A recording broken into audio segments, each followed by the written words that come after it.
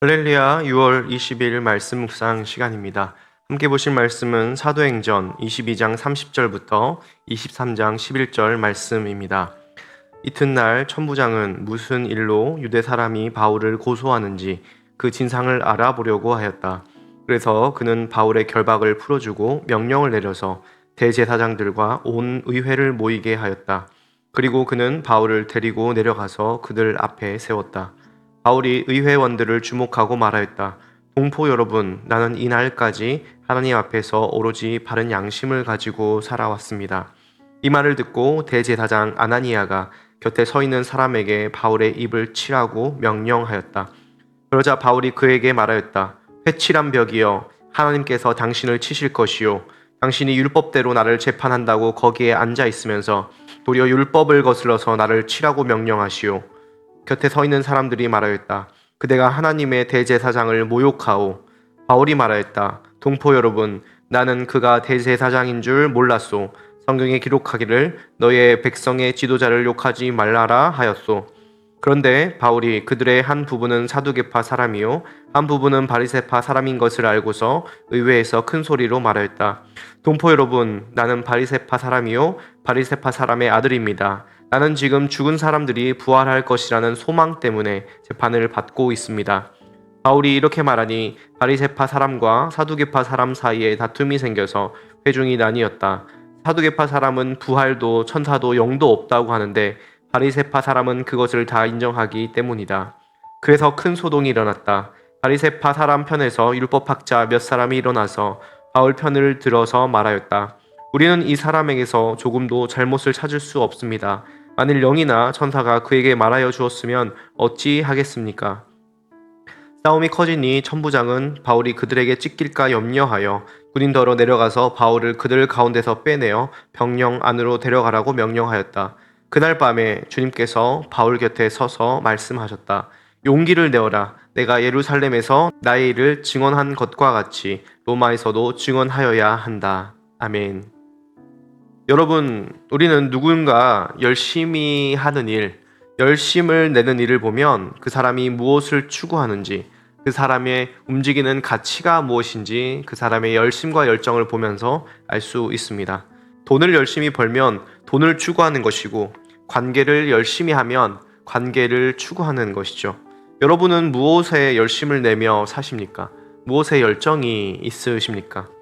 오늘부터 다음 주 월요일까지 살펴볼 사도행전 23장에서 25절에 보면 서로 다른 네 가지의 열심을 발견할 수 있습니다. 그 내용을 간략하게 미리 정리하자면 네 가지 열심 중에 첫 번째는 유대인들의 열심인데 그들은 바울을 죽이고자 하는 열심을 가지고 있었습니다. 바로 종교적인 열심이죠. 진리를 떠난 종교만큼 세상에 해악된 것이 없습니다.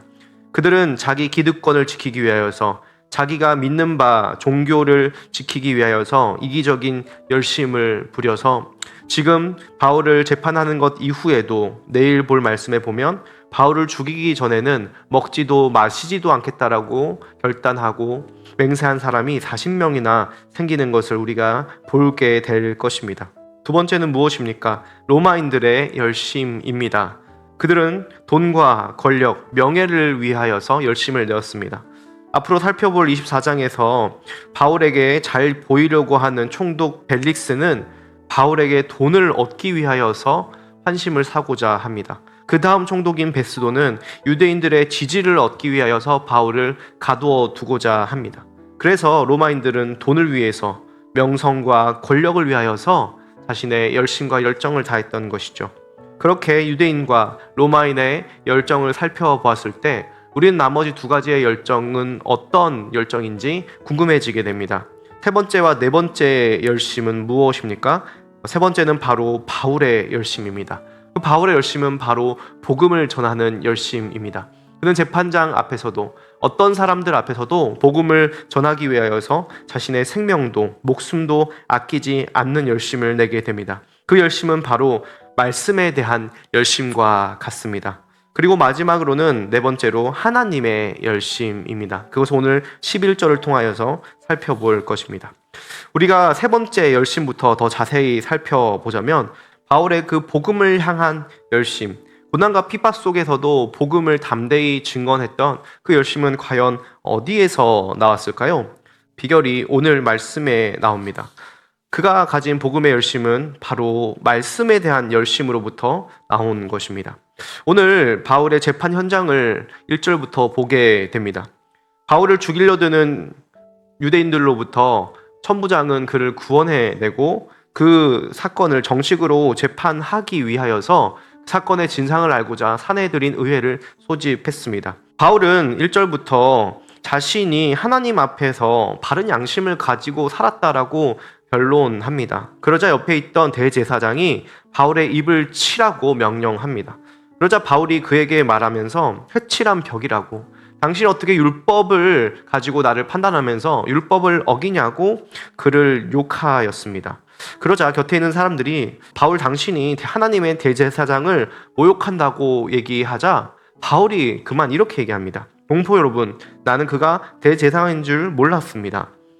성경에 기록하기를 너의 백성의 지도자를 욕하지 말라고 하였습니다. 내가 그 말씀을 어겼습니다. 그런데 곁에 있는 사람들이 이 사람이 대제사장이다, 당신이 율법을 가지고 산다면 이 사람을 모욕해서는 안 된다라고 얘기하는 것을 듣고 그는 즉시로 태도를 바꿉니다. 내가 잘못했습니다. 성경에 그렇게 하지 말라고 나와 있습니다라고 스스로 자신의 잘못을 인정하는 것이죠. 여러분, 이것을 통하여서 바울이 어떻게 복음의 열정을 가지고 살아갈 수 있었는지 알게 됩니다. 그가 가진 열정의 근원은 바로 하나님의 말씀에 대한 열심이었습니다. 보통 사람들은 말씀을 어떻게 사용합니까? 자신의 권위를 세우기 위하여서, 자신의 말을 논증하기 위하여서, 혹은 남의 논리를 꺾고 자신의 논리를 드러내기 위하여서 말씀을 선택적으로 사용합니다. 다른 말로 하면 말씀에 자기에게 유리한 말씀을 사용한다라는 것이죠. 그런데 오늘 바울은 어떻습니까? 자기에게 불리한 성경을 인용하면서 자신이 틀렸다고 인정합니다. 내가 잘못했습니다. 내가 실수했습니다. 법정에서 이렇게 얘기하는 것은 아주 큰 불리한 결과를 가져올 수도 있습니다. 그럼에도 불구하고 그는 하나님 앞에 바른 양심을 가지고 살았던 것처럼 바로 말씀 앞에 자신을 되돌아보고 말씀에 틀린 행동했을 때 그것을 바로 인정하고 돌이키는 행동을 하게 됩니다. 지금 이렇게 말씀대로 살아가면서 복음을 전할 때 그 결과가 어떠했습니까? 유대인들이 그를 찢어 죽이려고 했습니다. 천부장이 그것을 알고 말리지 않았다면 그는 필경 그 사람들 앞에서 찢어 죽임을 당했을 것입니다.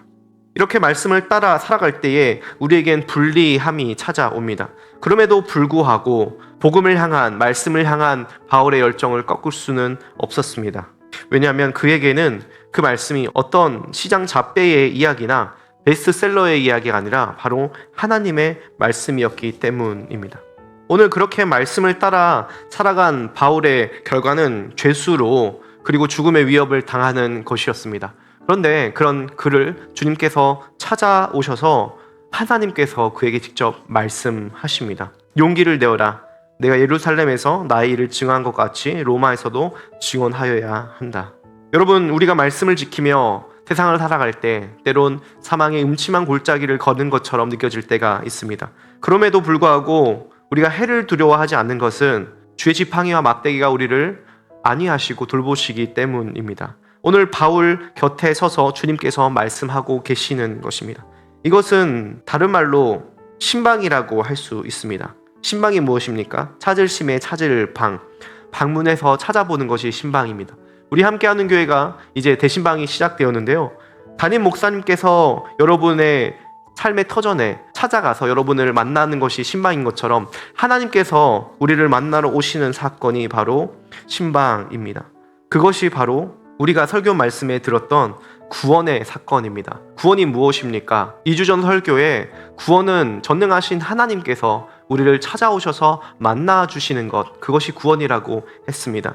지금 죽음의 위기 앞에, 사망의 음침한 골짜기 앞에 주님의 말씀을 쫓았지만 결국 남는 것 하나 없이 자신의 인생이 끝나기 직전인 바울 앞에 주님께서 찾아오셔서 위로하고 계시는 것입니다.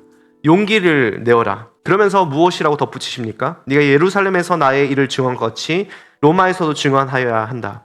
지금까지는 예루살렘이 끝인 줄 알고 달려왔는데 주님께서 또 다른 사명이 있다고 말씀하시는 것입니다. 바로 로마까지 가야 된다라는 것입니다.